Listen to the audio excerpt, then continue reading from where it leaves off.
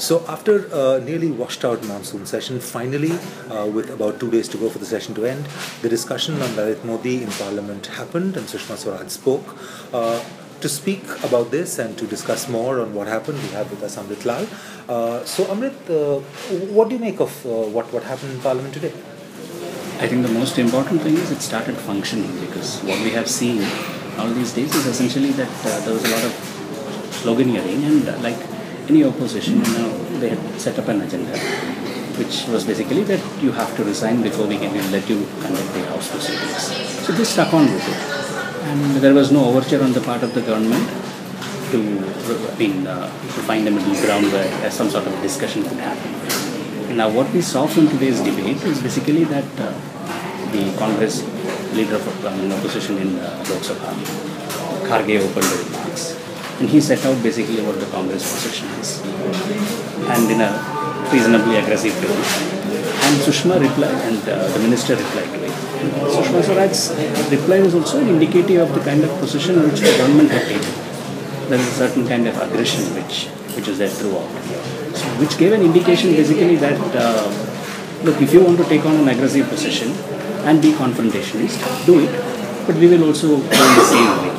So if you see, rather than responding to all the issues which were raised, conflict of interest, office, not following procedure, the process, etc., she basically took on the Gandhi family, because they had also personalized.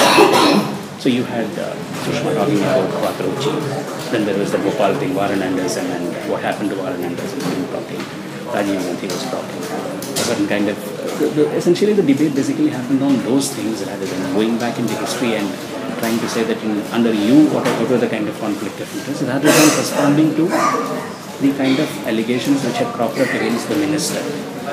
That, I think, basically might set the tone for the House is ending tomorrow. So the session is ending tomorrow. So instead of any substantive discussions in this, it essentially boiled down to a tu me kind of thing, trading of charges. So any kind of disagreement or conflict, especially in Parliament, has to lead towards a resolution. Yeah.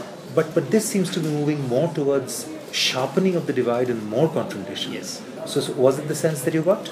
That seems to be the case, because if both parties take a very maximalist position, that we will talk to you, we will let the House function only if you have all these three people resign, is also a maximalist position. And the BJP also has taken the position saying that, look, if you are not interested in letting the House function, okay, fine, but don't expect us to be.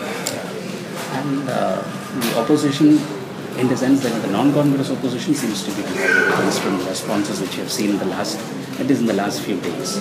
So which way it is going to turn out and who is going to mediate between the two, it's still not very clear. The Speaker could have done that, but the suspension of 25 Congress MPs would have made that very difficult to happen, whether the Congress would reach out to Sumitra Mahajan itself.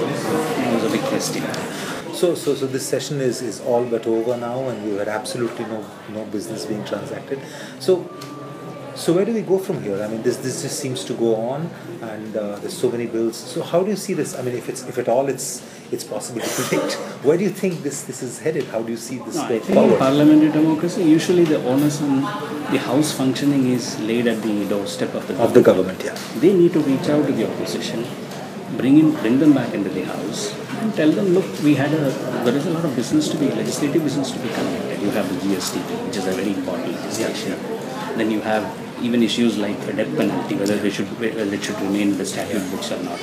Members have said that they are going to introduce private bills. So there are a host of issues which require our MPs to pay attention to, and that doesn't seem to be happening. So if you ask me, the BJP's floor managers need to reach out to the Congress people, Congress MPs, Congress leadership, rest of the opposition, and convince them that, look, there has to be a way where we sort these things out. We at least set the demand, and we can make a political campaign out of the resignations, but it should not be, we should not make the resignations the precondition for letting the House function. I think that is the way one hopes will happen, at least in the next session, the winter session at least. Yeah, so while one certainly hopes that happens, we've had the discussion, but what remains, what comes out of it, is yet to be seen.